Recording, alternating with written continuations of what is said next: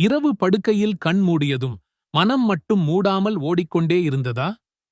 என்ன நடக்கப் போகுதோ என்று ஒரு சின்ன கேள்வி மார்பை பிசைந்து தொலைத்திருக்கிறதா? அடுத்த 2 நிமிடத்தில் நீங்கள் கற்றுக்கொள்ளப் போகும் 5 வார்த்தைகள் நேரடியாக உங்கள் மூளையின் ஸ்ட்ரெஸ் பட்டனை ஆஃப் செய்யும். நான் வெறும் வாக்குறுதி தரவில்லை. இது நபி ஸல்லல்லாஹு அலைஹி வஸல்லம் அவர்கள் நேரடியாக நடைமுறையில் வைத்த வழிகாடி. நாம் எல்லோருமே ஒரே நேரத்தில் பல பாத்திரங்களை ஓட்டிக்கொண்டு போகிறோம். பணி, குடும்பம், குழந்தைகள், கடன், உடல்நலம். இந்த பட்டியல் முடிவே இல்லாததால் மூளை கார்ட்டிசோல் என்ற ஸ்ட்ரெஸ் ஹார்மோனை தொடர்ந்து கசிக்க வைக்கிறது. ஒரு நாள் இல்லை, ஒரு வாரம் இல்லை, மாதக்கணக்கில் இதனால் தூக்கம் குறையும், மனச்சோர்வு வரும், ஒரு விதமான கோபம் எல்லா விஷயத்திலையும் பொங்கும். இதற்கு நாம் கொடுக்கிறோம் முதல் ரியாக்ஷன் என்ன? மொபைலை எடுத்து ரீல்ஸ் பார்ப்பது, டிஸ்ட்ராக்ஷன் கிடைக்கும் என்று.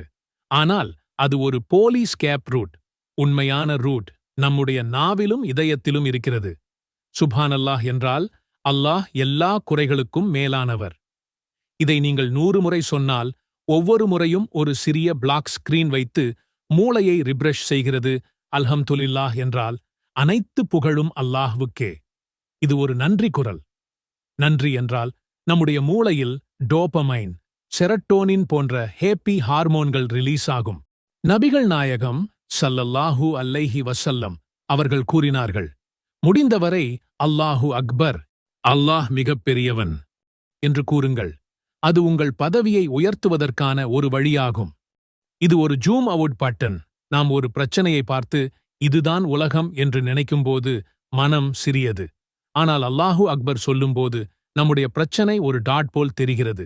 லா இலஹ இல்லல்லாஹு, அல்லாஹ்வைத் தவிர வேறு இறைவன் யாரும் இல்லை. இது ஒரு ஸ்கை வியூ. இதை நினைவில் வைத்து மனம் அந்த நம்பிக்கையில் சிக்கிக்கொள்கிறது. நாம் வேறு எதுவும் கடவுள் இல்லை என்று சொல்கிறோம். அதாவது எல்லா நம்பிக்கையும் ஒரே இடத்தில் வைக்க வேண்டும் அல்லாஹ். இது ஒரு மோனோ டாஸ்க்.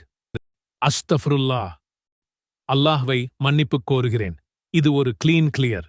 நாம் தவறு செய்கிறோம், அதை நினைவில் வைத்து மனம் குற்ற உணர்வில் சிக்கிக்கொள்கிறது. குற்ற உணர்வு என்பது மன அழுத்தத்தின் டாப் சப்ளையர். அஸ்தக்பிருல்லாஹ் சொல்லும்போது நான் தவறு செய்தேன், ஆனால் நீ மன்னிக்கிறாய் என்று சொல்கிறோம். அது மனதை ஒரு ரீசைக்கிள் பின் போட வைக்கிறது.